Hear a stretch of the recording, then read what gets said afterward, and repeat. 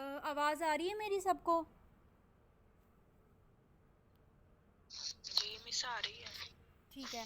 तो अब ये इस मैप पे आप देखोगे कि यहाँ पे मुख्तलिफ रंगों के ज़रिए से बताया हुआ है कि किस इलाके में कौन सा मौसम है। अब सबसे पहले जो सबसे ज़्यादा पोर्शन जिसको कवर किया हुआ है हमारे मुल्क का, मतलब इसमें आप देखोगे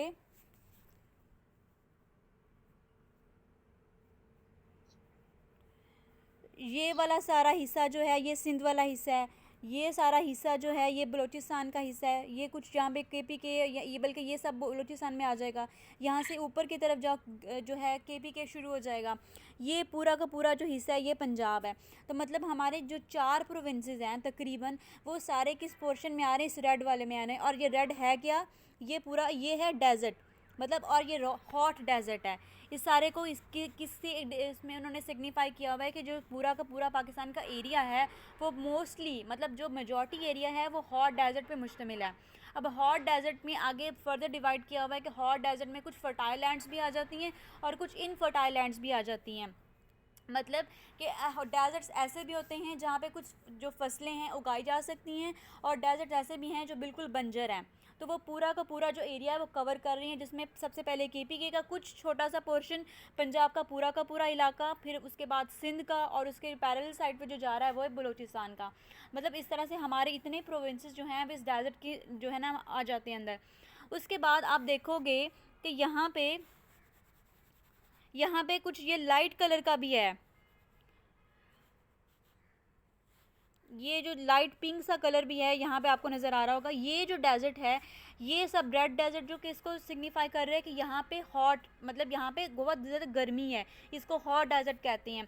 लेकिन जो जो ये वाला पिंक वो हिस्सा है ये है जो है ये इसको कहेंगे कि हम ये हॉट नहीं है, ये कोल्ड है, क्योंकि यहाँ पे सर डेजर्ट तो है, ये बंजर तो ज़मीनें हैं यहाँ पे, कुछ यहाँ पे पथरीले इलाका भी है, मतलब यहाँ पे प्लेटूज वगैरह भी तो है ना।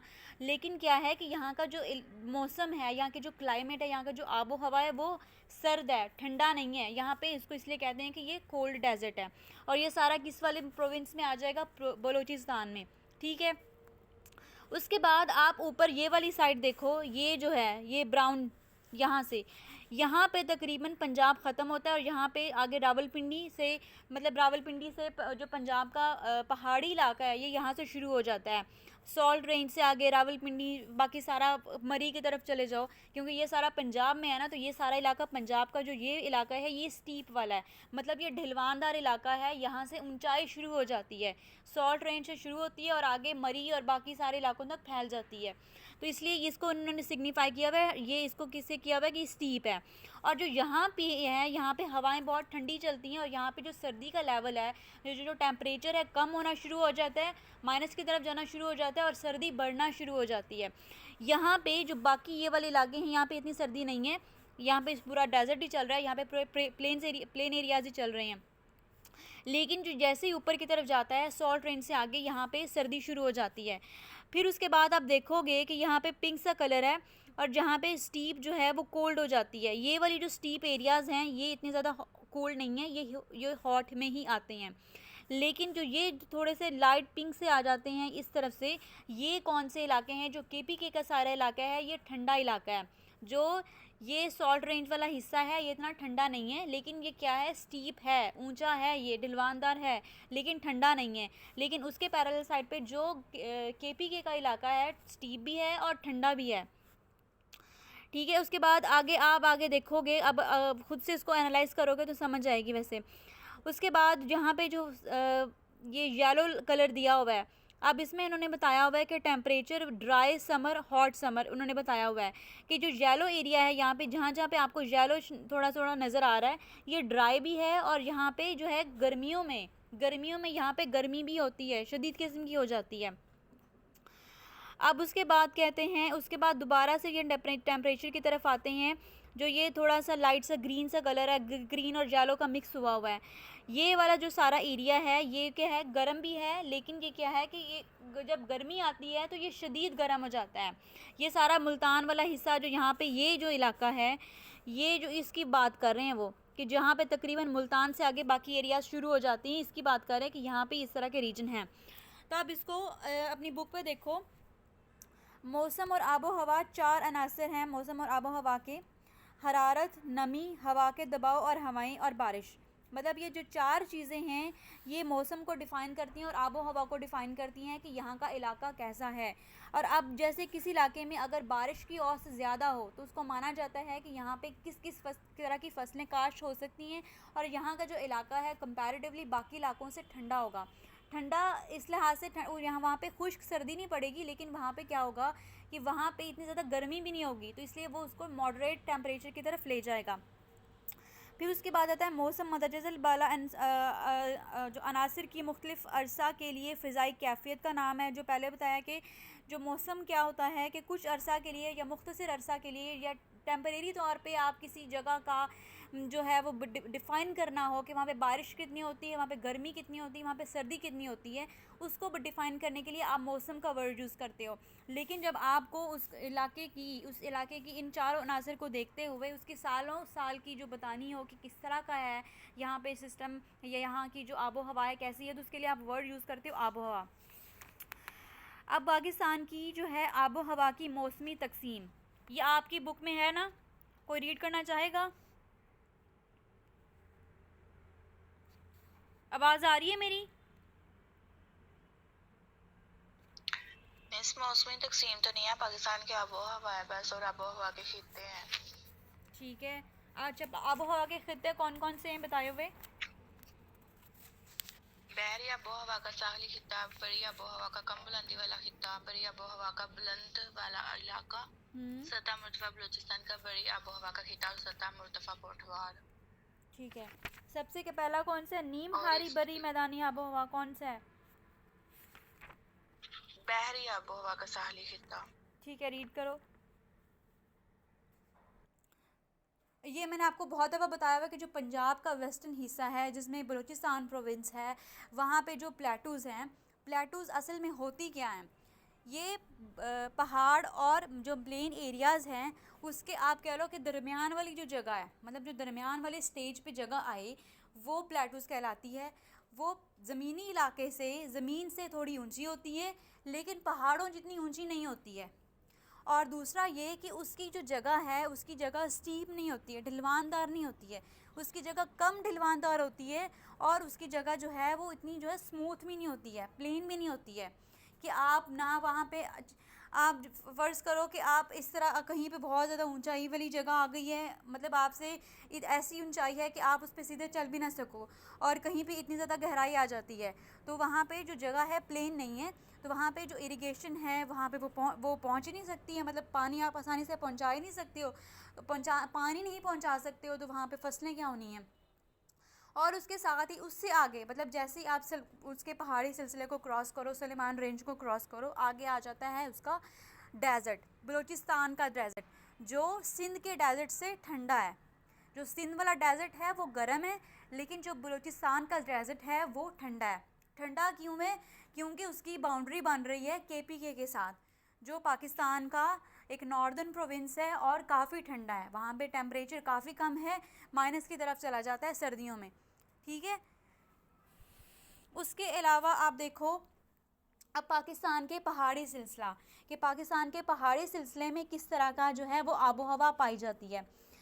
पाकिस्तान के पहाड़ी सिलसिले की आबो हवा शुमाल मशरक़ी और शुमाल मगरबी पहाड़ी जो इलाके हैं, मोतदिल से शदीद सर्द सर्दियाँ, मोतदिल मौसम गर्मा सर्दियों की बर्फ़बारी और मौसम बहार की बारिशें। मतलब वहाँ पे क्या होता है कि सर्दियों में शदीद सर्दी, गर्मियों में कुछ टेम्परेचर नॉर्मल होने की तरफ आता है, जो है वो पहाड़ों से बर्फ़ पिघलती है और वो फिर दरियाओं में आती है। लोगों आबशारमंदी लोगों को पानी, जो पानी पी सकने के लोग काबिल होते हैं उनको पानी मिलना शुरू होता है। उसके अलावा बारिशों वाला भी सिलसिला यहाँ पे आता है, बारिशें भी होती हैं, बर्फ़बारी भी होती है। तो इसलिए कि जो यहाँ का पूरा आप कहोगे कि यहाँ का क्लाइमेट कैसा है, यहाँ की आबो हवा कैसी है, तो हम इस बेसिस पे कह सकते हैं कि यहाँ की आबो हवा पाकिस्तान के पहाड़ी सिलसिलों की, पाकिस्तान के शुमाली इलाका जात की जो पहाड़ी जो आबो हवा है वो ठंडी है, वो सर्द है। उसके बाद ये है कि नीम हारी बरी पहाड़ी आबो हवा के इस खत्े में कोहे हमालिया, वादी कश्मीर और मुल्हिका इलाका जा जो कोहाट से बलूचिस्तान तक फैले हुए हैं। कि इस इलाके में इसमें कौन से शामिल, इसमें गिलगित भी शामिल होगा, कश्मीर भी होगा, और इसमें जो है वो KPK के कुछ एरियाज़ भी शामिल होंगे जो आगे बाउंड्री बना रहे होंगे किसके साथ, बलूचिस्तान के साथ। ठीक है, अब ये सारे, और इसमें कोहाट वाला जो हिस्सा है वो पंजाब की तरफ आ जाएगा, मतलब पंजाब का कुछ हिस्सा भी शामिल है, जो पंजाब के जहाँ पे ऊंचे पहाड़ हैं, पूरा का पूरा नॉर्दर्न एरिया जो इसी पे मुश्तमिल होगा, और बाकी कश्मीर, गिलगित, सवात, ये सारे इलाके। तो यहाँ की जो आबो हवा है बहुत ठंडी होगी। अगरचे इस पहाड़ी खत्े में सतह समुंदर से बुलंदी के बायस दर्जा हरारत में नुमाया फ़र्क है, और बारिश की मिकदार में भी हवा के रुख, वाक़या, ढलवान और अकबी इलाकों में नुमाया फ़र्क है, कि जो इसके इलाके जो कंपैरेटिवली इसमें कंपैरिजन कर रहे हैं कि बाकी एरिया से यहाँ का जो सी लेवल है वो ज़्यादा ऊंचा है, मतलब वहाँ पे जो है बहुत ऊंचाई पे पहाड़ हैं, और जैसे जैसे ऊंचाई पे चढ़ते जाएं वहाँ पे जो है वो सर्दी ज़्यादा होना शुरू होती है, और टेम्परेचर जो है वो कम होना शुरू हो जाता है।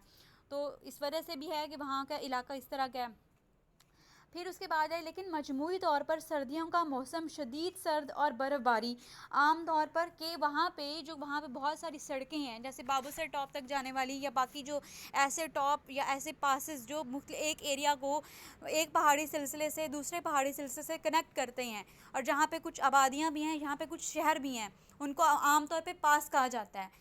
तो वो इलाके जो हैं आम तौर पर साल के 9 महीने जो हैं वो बंद रहते हैं, सिर्फ 3 महीने के लिए चलते हैं, जब यहाँ पे इन इलाकों में, पंजाब के एरियाज़ में, सिंध में शदीद गर्मी होती है। वहाँ पे उस वक्त टेम्परेचर कुछ नॉर्मल होता है, और वहाँ पे लोग जो हैं वो कुछ काम करने के काबिल होते हैं, वहाँ पे होटल्स वगैरह खुलते हैं, इधर से लोग जो हैं वो नॉर्दर्न एरियाज़ में विज़िट्स के लिए जाते हैं, सैर वगैरह करने के लिए जाते हैं। तो सिर्फ 9 महीने, मतलब सिर्फ 3 महीने के लिए, और बाकी 9 महीने वहाँ पे जो है वो जो पूरा एक सिस्टम है वो हॉल्ट होता है, वहाँ पे शदीद सर्दी की वजह से आप कुछ कर ही नहीं सकते हो। फिर उसके बाद आ जाता है नीम हारी बड़ी पहाड़ी खत्े में मौसम सरमा शदीद तवील भी होते हैं। हाँ, 9 महीने हैं तो तवील भी है, बहुत लंबा है, सिर्फ 3 महीने बचते हैं पीछे। और दिसंबर से मार्च तक जो है यहाँ पे शदीद सर्दी होती है, मतलब दिसंबर क्या, वहाँ पे अब नवंबर और अक्टूबर में सर्दी जो है वो पीक पे पहुँच जाती है, और फिर दिसंबर में तो शदीद हो जाती है। ठीक है, अब इसकी क्लासिफिकेशन है वो इसी तरीके से हुई है। अब इसके कुछ क्वेश्चंस देखो कि पाकिस्तान आबो हवा के किस खिते में वाक़या है। आपने ये बताना है कि पाकिस्तान, मतलब ये हमने बता लिया है कि पाकिस्तान की कौन सा एरिया किस आबो हवा के खिते में वाक़या है, मतलब कि पाकिस्तान का जो बलूचिस्तान वाला हिस्सा है वो किस खिते में है, पाकिस्तान का पंजाब किस खिते में है। लेकिन अभी हमने क्या बताना है कि पूरा का पूरा जो पाकिस्तान है वो किस खिते में है। अब ये तो हमें पता है कि जो पाकिस्तान है वो एशिया कॉन्टिनेंट में है, एशिया कॉन्टिनेंट के वो भी साउथ वाले हिस्से में नीचे वाली साइड पे पाकिस्तान वाक़ है, जिसकी एक साइड पे, मतलब उसकी वेस्ट साइड पे अफ़गानिस्तान है, ईस्ट वाली साइड पे इंडिया है, ऊपर वाली साइड पे जहाँ पे पहाड़ हैं, जहाँ पे हिंदू कुश है और हिमालय रेंज है, वहाँ पे बाउंड्री बन रही है चाइना के साथ, और पाकिस्तान के साउथ वाली साइड के साथ पाकिस्तान की बाउंड्री बन रही है अरेबियन सी के साथ। लेकिन ये तो है कि अब पाकिस्तान का जो अफ़गानिस्तान वाला हिस्सा है, जो बलूचिस्तान के साथ बाउंड्री बनती है, सर तो वो होता है, लेकिन क्या होता है कि वहाँ पे वो पथरीला इलाका ऐसा है कि वहाँ पे सब्ज़ा नहीं है, मतलब वो पहाड़ बग़ैर सब्ज़े के हैं।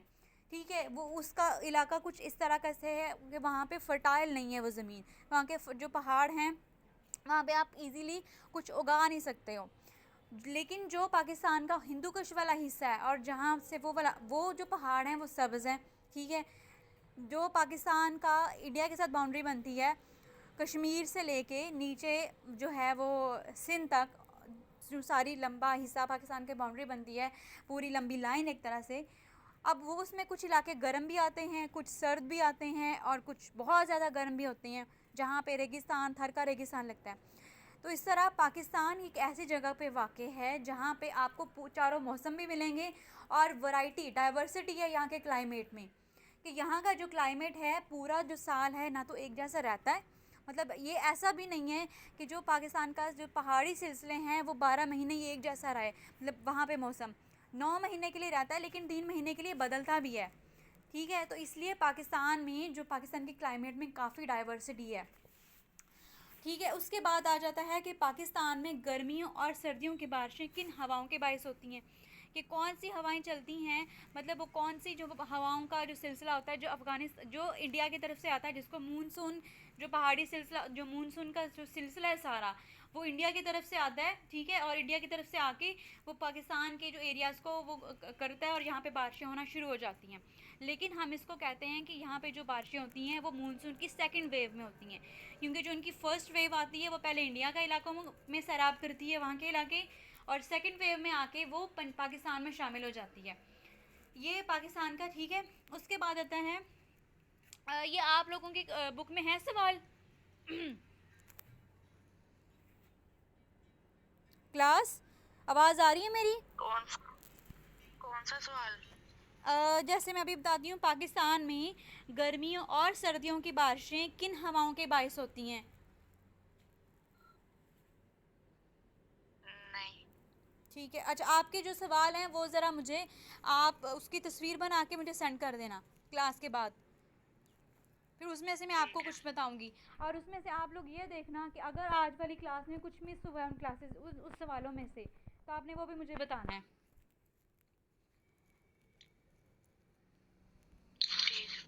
ठीक है, और उसके अलावा आप लोगों को मैंने असाइनमेंट दी थी लास्ट वीक, बल्कि मैंने दे दी थी सैटरडे को, कि आप लोगों ने एक तो क्या करना है, असाइनमेंट को असाइनमेंट की फॉर्म में आपने करना है, अच्छे से प्रिपेयर करना है और उसकी प्रेजेंटेशन देनी है 10 मार्क्स की। ठीक है, उसके अलावा आपने कोशिश करें कि आपको मैप कब को डिफ़ाइन करना आता हो, कि या तो आप वर्ड्स के ज़रिए से करो या आप उसको ड्रॉ करके करो, लेकिन यह है कि मुझे पता चले कि आप लोगों ने उसको अच्छे से डिफ़ाइन किया हुआ है।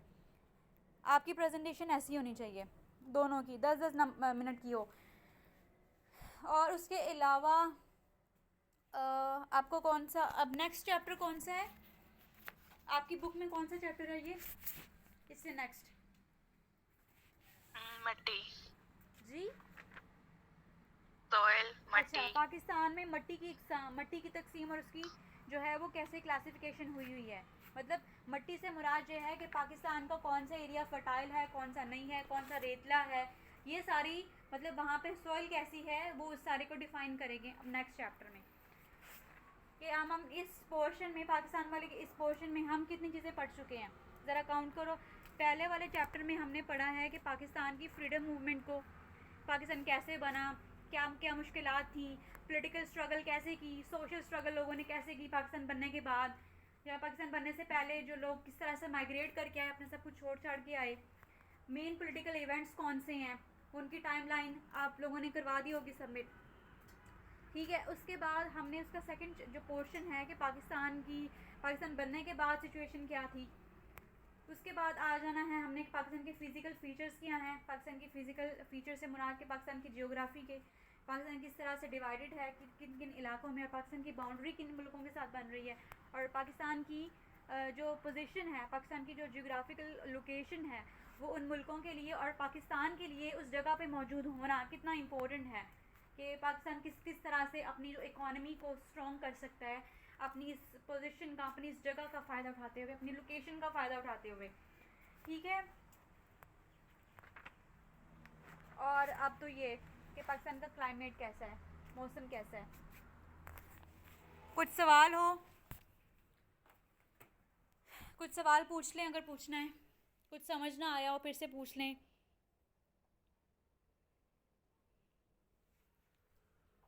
सबा,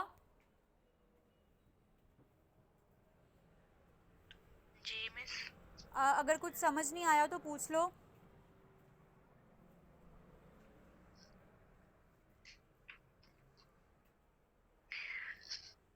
मिस अभी तो सब आ गए हैं। ठीक है, लेकिन जो आपने पढ़ाया, लेकिन वो तो आपकी बुक में है, हमारे बुक में अलग है। नहीं ये अलहदा नहीं है, आप उसको ध्यान से पढ़ोगे तो ये सब उसी में भी है, क्योंकि जो मैं पढ़ रही हूँ ये सब आईकॉम की ही किताबें हैं और जो पेपर्स आते हैं वो इसी में से आते हैं, तो ये आप उसको ध्यान से पढ़ोगे तो उसमें होगा ये। क्योंकि मैंने मतलब हो सकता है कहीं पे नाम थोड़ा डिफरेंट यूज़ हुआ हो, लेकिन है तो पाकिस्तान के बारे में ना, कि पाकिस्तान की बात हो रही है और पाकिस्तान की जियोग्राफी की ही बात हो रही है, और अब हमने क्लाइमेट पढ़ा तो क्लाइमेट को ही डिफ़ाइन किया है, तो आपको ये देखना होगा कि यहाँ पे क्लाइमेट की क्लासिफिकेशन कैसे है, कैसे एक जगह से दूसरी जगह पे क्लाइमेट चेंज हो जाता है जैसे ही उसकी जगह बदलती है। मतलब जैसे ही पहाड़ी सिलसिले से आप मैदानी इलाकों में आते हो कैसे चेंज होता है, बारिशों के जो सिलसिले हैं वो कौन से होते हैं, मूनसून की बारिशें जैसे होती हैं वो कहाँ से आती हैं, कहाँ से शुरू होती हैं। मूनसून वाला जो सारा है वो इंडिया वाली साइड से आता है और पाकिस्तान में सेकंड वेव होती है तो ये पाकिस्तान का ही ना। तो आप इसको अपने चैप्टर को खुद से एक दफ़ा 10 मिनट लगा के पढ़ो, फिर आपको समझ आ जाएगी। अगर फिर भी नहीं आती तो आप पूछ सकते हो कोई सवाल। और आप वैसे जब आप पढ़ रहे होते हो तो ठीक अपनी है। बुक पास रखा करो। इस पास ही होती है। चलें, और अब कल के लिए आप लोगों ने क्या करना है, आप लोगों का जो ये सेकंड पोर्शन है बुक का जिसमें पाकिस्तान के बारे में बताया गया है, इसकी आप लोगों ने शॉर्ट सी समरी बतानी है मुझे। मतलब उसके आपने एनालिसिस करना है कि आपने क्या पढ़ा है और इसमें क्या डिफरेंट है, क्या आपको समझ आई है, क्या नहीं आई है। ठीक है, इसमें मतलब पहले 3 चैप्टर्स की आपने मुझे बताना है कि जैसे पाकिस्तान की फ्रीडम मूवमेंट है तो उसमें जो माइलस्टोन इवेंट्स हैं या जो बहुत ज़्यादा जिसकी वजह से ट्रांसफॉर्मेशन मुमकिन हो सकी वो क्या हैं। उसके बाद पाकिस्तान बनने के बाद कैसे मसाइल थे जो पाकिस्तान को फेस करना पड़े, सोशल मसाइल कौन से थे, मतलब सोशियो पॉलिटिकल इकोनॉमिक मसाइल कौन से। फिर आप बताओगे कि पाकिस्तान की जो लैंड है वो किस तरह की है, पाकिस्तान की लोकेशन कहाँ पे है दुनिया में, पाकिस्तान जो है वो किस जगह पे है वाकई, मतलब किस कॉन्टिनेंट में है, किस एक्सिस पे है, किस वो लैटिट्यूड पे है, किस लॉन्गिट्यूड पे है, ये पता होना चाहिए। ठीक है, उसके अलावा बाद में फिर ये क्लाइमेट और पहाड़, पाकिस्तान के पहाड़ी सिलसिलों में आप लोगों को जो याद रखने हैं वो ये है कि पाकिस्तान के जो मेन पहाड़ी सिलसिले हैं वो कौन कौन से हैं और उनके नाम क्या हैं और उनकी अहम चोटियाँ कौन कौन सी हैं। जैसे हिंदू कश है, हिमालय है, उनकी ऊंचाई ये दुनिया के ऊंचे तरीन जो पहाड़ी सिलसिले हैं उनमें शामिल होते हैं। इसमें पामीर जो है वो है जो जिसको हम कहते हैं कि सबसे ऊंच, जिसको हम रूफ ऑफ द वर्ल्ड कहते हैं, मतलब दुनिया की छत कहते हैं, कितना ऊंचा है ये भी पाकिस्तान के इन पहाड़ी सिलसिलों में है, तो आपको ये पता हो। उसके अलावा आपको ये पता होना चाहिए कि पाकिस्तान के जो पहाड़ी सिलसिले हैं वो आगे पाकिस्तान को किन किन मुल्कों से कनेक्ट करते हैं। पहला तो चाइना है, उसके बाद तिब्बत, फिर नेपाल। मतलब आपने जब आप खूब पढ़ने के लिए बैठती हो तो साथ अपना मैप भी रख लिया करो, तो आप मैप से पता चलता जाएगा कि कौन सी जगह कहाँ है और इजी हो जाएगा काम करना। ठीक है, फिर कल मिलते हैं।